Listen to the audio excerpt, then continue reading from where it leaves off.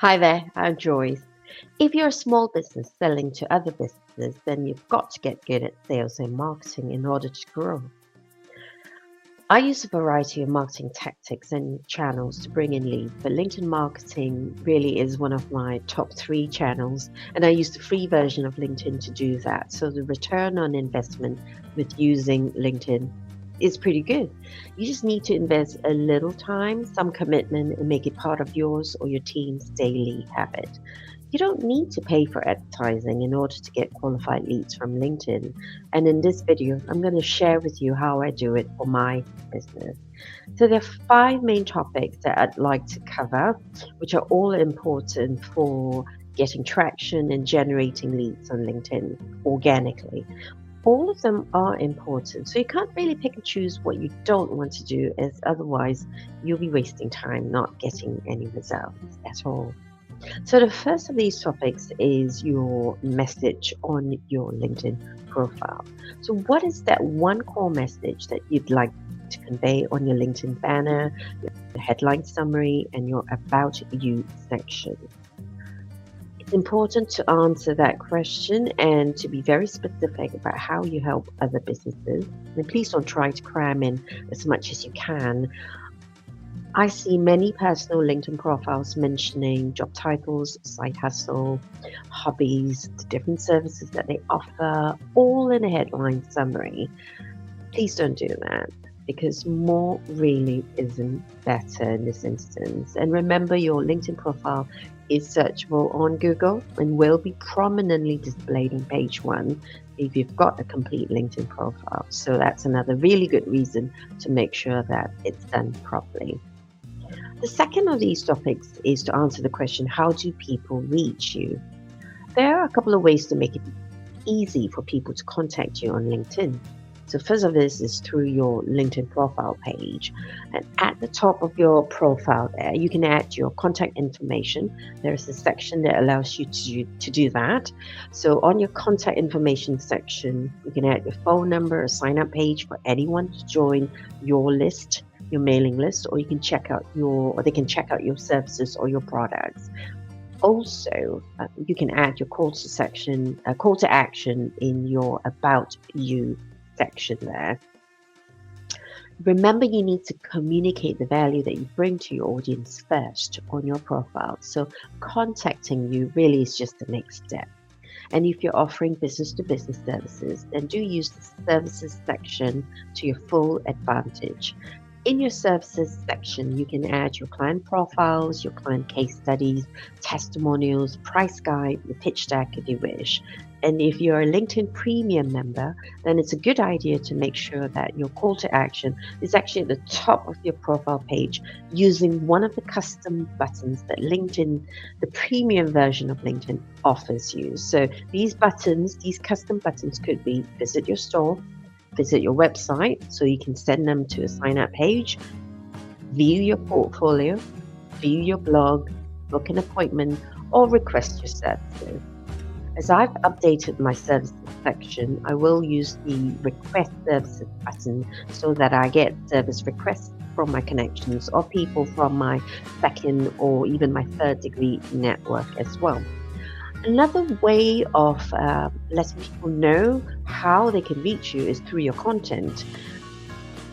And this is through your posts, where you can insert a couple of sentences at the bottom of your post to describe how you help and how they can contact you as a reminder to those reading your post. So this can be either what I call a LinkedIn signature at the bottom of each post, or you can weave in your call to action in your post naturally.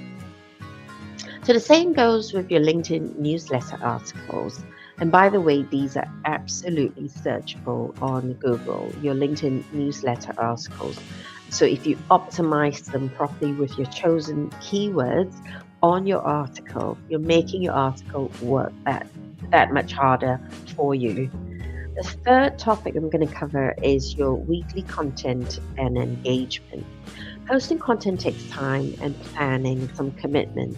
But if you have content strategy in place, and you get help doing this so that your content marketing is consistent, then you start to attract the audience that you want.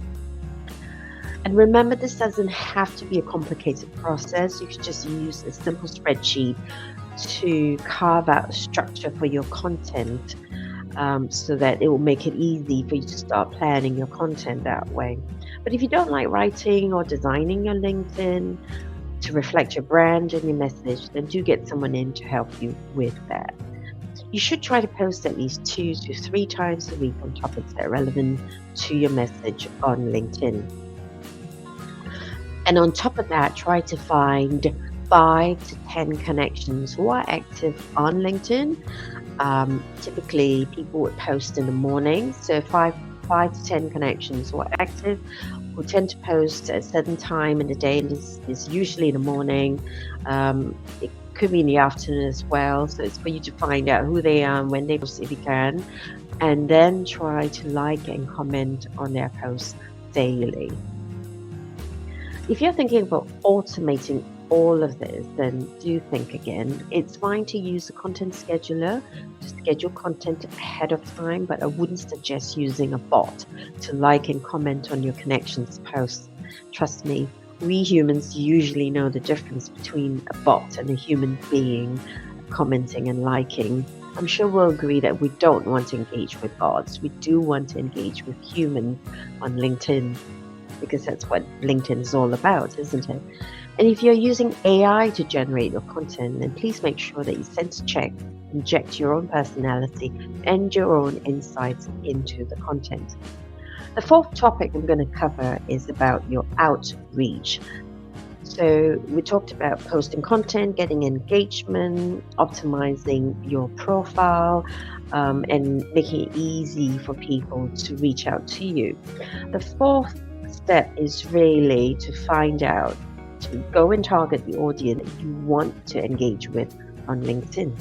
Because within your own connections, you may not have the right audience there who may buy from you.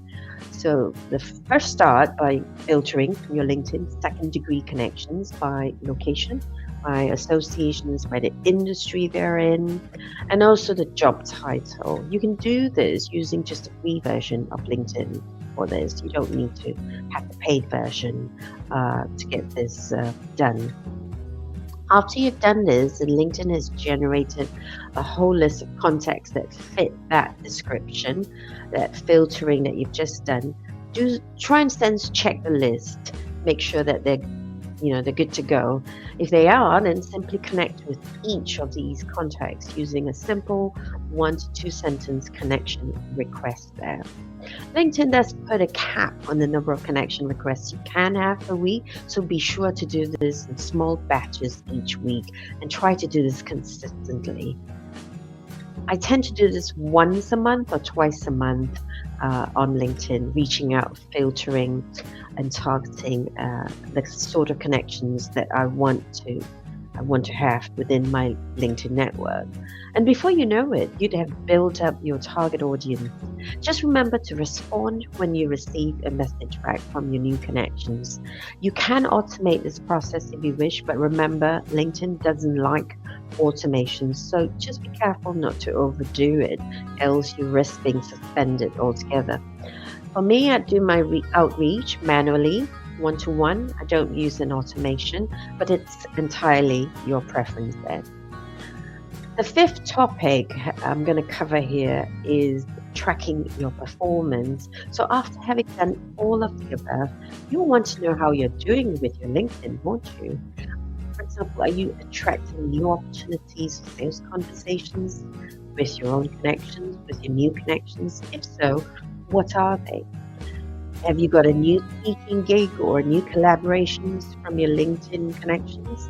Or perhaps you've got new business. Or are they old connections reaching out to you because they want to buy from you when they see your stuff? This is where LeadTracker can really help you there. LeadTracker is a platform and a channel-agnostic lead tracking software that helps you track, measure, and analyze your lead generation activities so that you will make data-driven decisions on your marketing. To find out more, click on the link below and sign up for free.